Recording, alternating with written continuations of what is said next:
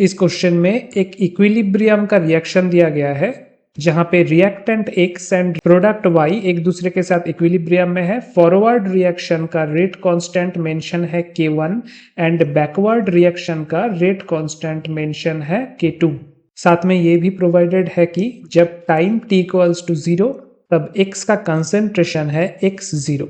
आप इसको कैसे अप्रोच करोगे, मैं थोड़ा पीछे जाता हूं बेसिक लेवल पे कि सपोज आपके पास एक रिएक्टेंट है A और ये प्रोडक्ट जेनरेट कर रहा है और ये कोई भी इक्विलिब्रियम वाला रिएक्शन नहीं है जहां पे प्रोडक्ट और रिएक्टेंट एक दूसरे के साथ में कुछ टाइम के बाद इक्विलिब्रियम में रहता है। ये सीधा एक फॉरवर्ड रिएक्शन है। For the sake of simplicity हम एक फॉरवर्ड रिएक्शन को इमेजिन करते हैं। अब यहाँ पे रेट कांस्टेंट अगर K है तो आप इस रिएक्शन के रेट को दो तरीके से एक्सप्रेस कर सकते हो। ये बहुत इंपॉर्टेंट चीज है। आप ये समझो कि विथ टाइम क्या हो रहा है, जो रिएक्टेंट है उसका कंसेंट्रेशन डिक्रीज होता जाएगा। Concentration of reactant decreases with time. ठीक है, इसको मैं कैपिटल में लिख रहा हूं, डिक्रीजेज विथ टी यानी कि टाइम। बट वहीं पे जो प्रोडक्ट है उसका कंसेंट्रेशन क्या होगा, concentration of product increases with time. इसमें कोई डाउट नहीं होना चाहिए कि ये इंक्रीज कर रहा है विथ टाइम। तो अब रेट को आप इस तरीके से लिख सकते हैं कि डिसअपियरेंस ऑफ ए, इस तरीके से आप रिप्रेजेंट कर सकते हैं। या तो फिर अपीयरेंस ऑफ प्रोडक्ट यानी कि P, इस तरीके से भी आप रिप्रेजेंट कर सकते हैं। क्योंकि टाइम के साथ साथ रिएक्टेंट हो रहा है डिसअपियर और टाइम के साथ साथ प्रोडक्ट हो रहा है राइट हैंड साइड में अपीयर। तो अगर आप as a disappearance of reactant rate को एक्सप्रेस करना चाहते हो तो आप क्या लिखोगे, माइनस DA, मतलब A का कंसेंट्रेशन विथ टाइम, ये इक्वल्स टू KA। ये नेगेटिव साइन क्यों है, क्योंकि टाइम के साथ साथ A हो रहा है डिसअपियर। बट वहीं पे आप ऐसे भी लिख सकते हो DP यानी कि प्रोडक्ट का concentration with time will be equals to also KA, और ये टाइम के साथ साथ इंक्रीज हो रहा है इसीलिए पॉजिटिव साइन। तो इससे हमें पता चला कि कोई भी अगर रिएक्शन है उसको हम दो तरीके से एक्सप्रेस कर सकते हैं, with respect to disappearance of reactant या फिर with respect to appearance of product. तो अब अगर इस सिचुएशन को मैं थोड़ा सा कॉम्प्लिकेटेड बनाऊं एंड सपोज आपके पास एक ऐसा रिएक्शन है जहां पे A और B ये दोनों ना तो कंप्लीटली रिएक्टेंट है ना तो कंप्लीट प्रोडक्ट है, ये एक दूसरे के साथ में इक्विलिब्रियम में है। फॉरवर्ड रिएक्शन का रेट कांस्टेंट है K1, बैकवर्ड रिएक्शन का रेट कांस्टेंट है K2। तो इसको आप एक बार एक्सप्रेस करो विथ रिस्पेक्ट टू A और एक बार इसको आप एक्सप्रेस करो विथ रिस्पेक्ट टू B का कंसेंट्रेशन। तो आप बताओ कि विथ रिस्पेक्ट टू A आप इस रिएक्शन के रेट को कैसे लिखोगे, डिसअपियरेंस ऑफ A को आप एज्यूम करोगे या फिर अपीयरेंस ऑफ A को आप प्रेफरेंस दोगे, क्योंकि यहाँ पे A डिसअपियर भी हो रहा है विथ रिस्पेक्ट टू K1 और A अपीयर भी हो रहा है विथ रिस्पेक्ट टू K2। तो for this type of situation simply, ताकि कोई भी गलती ना हो इक्वेशन लिखने में, आप अपीयरेंस वाला केस को हमेशा प्रेफर कीजिएगा। क्योंकि अपीयरेंस वाला केस में क्या होगा, यहाँ पे आप देखो, अपीयरेंस वाला केस मतलब प्लस DA बाई DT, ऐसे करके हम शुरुआत करेंगे। अब उसके बाद आपको देखना है कि K1 के रेस्पेक्ट में क्या हो रहा है और K2 के रेस्पेक्ट में क्या हो रहा है। K1 के रेस्पेक्ट में क्या हो रहा है, A डिसअपियर हो रहा है टाइम के साथ, A का कंसेंट्रेशन क्या होगा, लो होगा, और B का कंसेंट्रेशन होगा increase with respect to rate constant K1। तो यहाँ पे मैं लिख सकता हूं minus K1 concentration of A, क्योंकि K1 के रेस्पेक्ट में A का कंसेंट्रेशन डिसअपियर हो रहा है। बट इसके साथ और एक टर्म आएगा, K2 के रेस्पेक्ट में A क्या हो रहा है, K2 के रेस्पेक्ट में A धीरे धीरे टाइम के साथ अपीयर हो रहा है।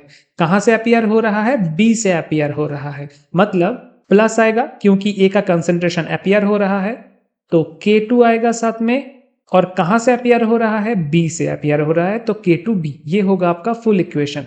और अगर आप आंसर में देखते हो कि DA DT से पहले नेगेटिव साइन है तो आपको बस कुछ नहीं करना है, ये जो आपने इक्वेशन लिखा है इसको माइनस से मल्टीप्लाई कर दो तो आपके पास प्रॉपर इक्वेशन आ जाएगा। Minus DA DT equals to यहाँ पे होगा k1a माइनस k2b। अब ये तो हो गया इक्वेशन a के रेस्पेक्ट में। अब देखिए विथ रेस्पेक्ट टू b अभी हम डिस्कस करेंगे। यहाँ पे भी दो केस हो सकता है, अपीयरेंस एंड डिसअपीयरेंस। तो मैंने क्या कहा था, ताकि कोई गलती ना हो आप हमेशा अपीयरेंस को मान के चलो। अपीयरेंस को मान के चलो मतलब प्लस db dt, ये होगा आपका फर्स्ट लाइन। उसके बाद आप देखना कि k1 के रेस्पेक्ट में क्या हो रहा है, k2 के रेस्पेक्ट में क्या हो रहा है। सबसे पहले k1 के रेस्पेक्ट में b अपीयर हो रहा है, ठीक है। कहां से अपीयर हो रहा है, a से अपीयर हो रहा है, तो क्या होगा प्लस k1 a का कंसेंट्रेशन। अब k2 के रेस्पेक्ट में क्या हो रहा है, k2 के रेस्पेक्ट में b डिसअपीयर हो रहा है टाइम के साथ साथ, सो माइनस k2b। अब इन दोनों इक्वेशन को आप कंपेयर कीजिए। ये है b के रेस्पेक्ट में इक्वेशन और ये रहा आपका a के रेस्पेक्ट में इक्वेशन। आप नोटिस करोगे कि b के रेस्पेक्ट में आपने जो इक्वेशन बनाया है उसको माइनस से मल्टीप्लाई करोगे तो a के रेस्पेक्ट में जो इक्वेशन है वो आपको मिल जाएगा और वही होना चाहिए। सो आपका इक्वेशन राइटिंग सही हुआ है। अब हम आते हैं क्वेश्चन में। क्वेश्चन में ये जो इक्विलिब्रियम वाला रिएक्शन दिया गया है उसको हम एक बार लिख लेंगे। x और y एक दूसरे के साथ इक्विलिब्रियम में है। फॉरवर्ड रिएक्शन का रेट कांस्टेंट k1 है, बैकवर्ड रिएक्शन का रेट कांस्टेंट k2 है। और इस रिएक्शन में एक्स्ट्रा डेटा क्या दिया गया है कि जब टाइम जीरो था, यानी कि at initial stage concentration of x was x0 और तब y का कंसेंट्रेशन क्या था, कंप्लीटली जीरो। लेकिन जब time t equals to any arbitrary time t, x का कंसेंट्रेशन क्या है, एग्जैक्टली एक आर्बिट्ररी कंसेंट्रेशन x को एज्यूम किया गया है।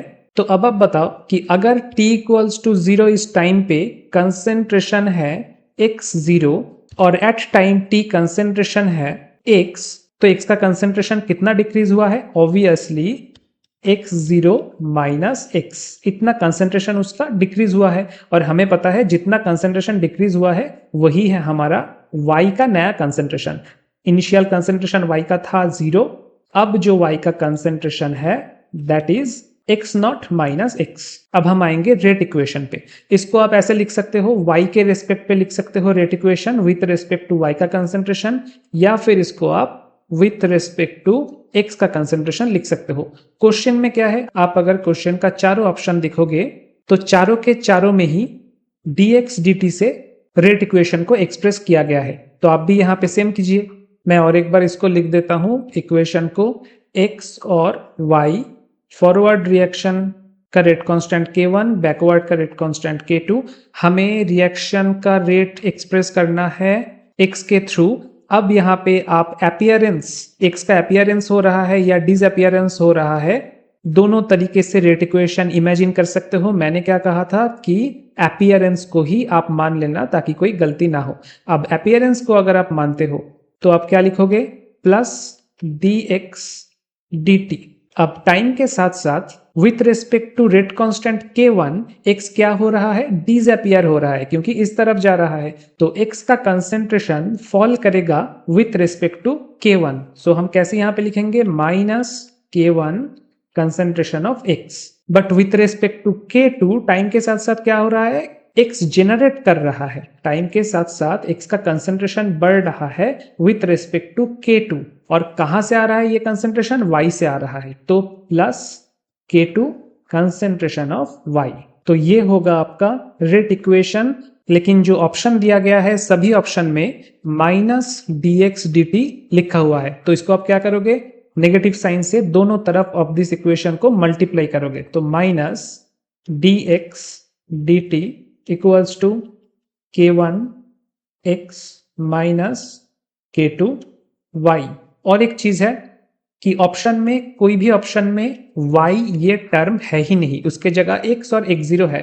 तो हमको पता है y टर्म को हम कैसे रिप्लेस कर सकते हैं, ये जो हमने यहाँ पे दिखाया था कि एट इनिशियल टाइम y का कंसेंट्रेशन क्या है, 0, but at time t y का कंसेंट्रेशन है x0 माइनस x। तो इसी को हम यहाँ पे रिप्लेस कर देंगे, माइनस k2 y के जगह होगा x0 माइनस x, और उसके पहले जो था एग्जैक्टली सेम। अब हमें क्या करना है, x और x0 को अलग करना है, तो हम क्या करेंगे, minus dx dt equals to इसको अगर हम कंप्लीटली ओपन करके लिखे तो ऐसा होगा -k2 x0 plus k2 x। अब ये जो दोनों x वाला टर्म है उसको हम एक साइड में लेके आएंगे, so we will get k1 plus k2 into concentration of x minus k2 concentration of x0। ये होगा आपका आंसर और ऐसा आप ऑप्शन नंबर बी पे ढूंढ पाओगे। B will be your correct choice.